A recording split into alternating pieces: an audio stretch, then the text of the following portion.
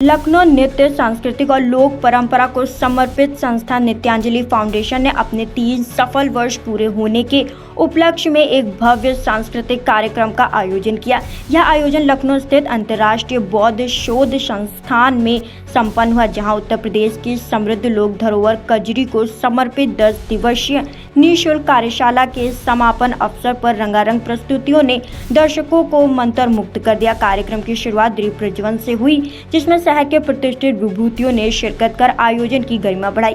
कार्यक्रम का मुख्य आकर्षण रही कलाकारों की कजरी लोक नृत्य प्रस्तुतियां, जिनमें श्वेता गुप्ता, जया सिंह, वृद्धा मल्होत्रा, प्रिया कश्यप, स्वरा त्रिपाठी, प्राणलिका श्रीवास्तव, समीक्षा सिंह, दिव्यांशी पाठक और मान्या यादव ने पारंपरिक लोकगीतों पर सावन के रिमझिम फुहारों से सजे भावपूर्ण नृत्य प्रस्तुत किया। इन प्रस्तुतियों में उत्तर प्रदेश की मिट्टी की सौंधी खुशबू और लोक जीवन की झलक स्पष्ट दिखाई दी। कार्यक्रम में मौजूद दर्शकों ने कलाकारों की प्रस्तुति को तालियों की गड़गड़ाहट से सहारा और संस्था के प्रयास की भूरी प्रशंसा की। नृत्यांजलि फाउंडेशन द्वारा आयोजित यह कार्यक्रम लोक संस्कृति के संरक्षण और नई पीढ़ी तक उसकी पहचान पहुंचाने की दिशा में एक प्रेरणादायक पहल के रूप में देखा जा रहा है।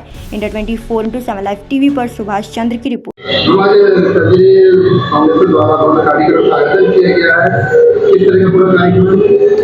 ये पूरा कार्यक्रम हमारी लोक संस्कृति है और सावन के महीने में हमारे पुराने टाइम में जो दादी नानी काकियाँ कजरी गाती थी, तो उन्हीं गानों को लेके मैंने कजरी उत्सव का कार्यक्रम आयोजित किया, जिसमें उन्हीं पुराने गानों को आज की जो नई पीढ़ी के कलाकार हैं उनको 10 दिवसीय निःशुल्क कार्यालय के तहत सिखा के और उसी कार्यक्रम की प्रस्तुति आज मैं मंच के द्वारा करा रही हूँ। मुख्य रूप से कार्यक्रम में जो उपस्थित हैं वो डॉक्टर अशोक वाजपेयी जी हैं, जो आप लोगों को पता है पूरे राज्यसभा सांसद हैं, और आदरणीय गिरीश चंद मिश्रा जी हैं, जो राज्य ललित कला अकादमी के उपाध्यक्ष हैं, और श्री आनंद शेखर सिंह जी हैं, धनंजय सिंह जी हैं, वरिष्ठ आईएएस प्रकाश श्रीवास्तव जी हैं। तो इन सभी की गरिमा में उपस्थिति है और कार्यक्रम संस्था का मेन उद्देश्य है कि जो भी हमारी लोक संस्कृति विलुप्त होती जा रही है, कहीं ना कहीं लोग वेस्टर्न कल्चर की तरफ जा रहे हैं, तो संस्था का मेन उद्देश्य यही है कि हम आजकल के जो नए बच्चे हैं उनको उस तरफ उनका रुझान अपनी सनातन संस्कृति की तरफ करें और उन्हें जो लोक परंपराएं हैं उनके बारे में अवगत कराएं। और संस्था का और एक बहुत मुख्य उद्देश्य है कि जो उभरते हुए कलाकार हैं या जिन कलाकारों को मंच नहीं मिल पाता, तो मेरी कोशिश रहती है मैं उन्हें संस्था से जोड़ूं और उन्हें एक अच्छा प्लेटफॉर्म प्रोवाइड करूं। हाँ, उनको संस्था की तरफ से सम्मान है और जो भी कलाकार हमारी संस्था से जुड़े हैं, जो भी मैं उत्तर प्रदेश के तमाम जिलों में महोत्सव वगैरह होता है तो उसमें इन कलाकारों को उसका पारितोषिक भी दिया जाता है जो हमें मिलता है। मैं यही संदेश देना चाहूँगी कि भाई जो भी ये कलाकार हैं, जो भी हमारी जो परंपरा है उससे ये मतलब अवगत होते रहें टाइम पे, और हमारी जो सरकार है वो भी इस क्षेत्र में बहुत अच्छा काम कर रही है। तो बस यही उद्देश्य है कि अपनी संस्कृति को लेके आगे बढ़े।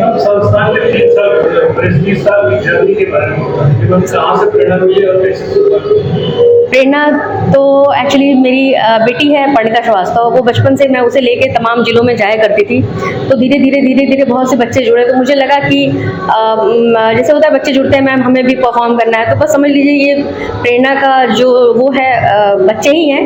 मुझे लगा कि एक संस्था बनानी चाहिए, इससे बच्चों को जोड़ना चाहिए ताकि बच्चों को, बहुत से ऐसे कलाकार हैं जो बहुत अच्छा गाते हैं, बहुत अच्छा नृत्य करते हैं, बट सब पे हर किसी की नज़र नहीं पड़ती है, तो मेरी कोशिश रहती है कि उन बच्चों को मैं प्लेटफॉर्म दूँ। ठीक है।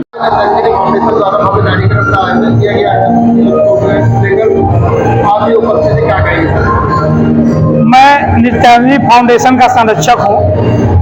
यही कहा जाए कि आने वाली पीढ़ी, जैसे हम लोग युवा है, हम लोग की आने वाली पीढ़ी है वो हमारी पुरानी संस्कृति से जुड़े, हमारे पुराने जो समाज की चीजें जो छूटी हुई है, देखिए कितना अच्छा लग रहा है ये कार्यक्रम, हमारे पुराने चीजों से जोड़ रहा है। हम अपनी संस्कृति को भूलते जा रहे हैं, जितना अपनी संस्कृति को भूलेंगे तो कहीं ना कहीं हम अपने धर्म के प्रति बहुत बड़ा आघात करेंगे। इस वजह से हम अपने संस्कृति के प्रति, अपने भारत माता के प्रति, हम अपने पूर्वजों के प्रति, जो हमारे पूर्वज इतना अच्छा हमें संस्कार दे गए हैं, हम अपने पूर्वजों का सम्मान करें। जब तक संस्कृति नहीं रहेगी तो हम अपने पूर्वजों को, अपने बड़ों का सम्मान नहीं करेंगे, तब तक हम कभी किसी लायक नहीं होंगे।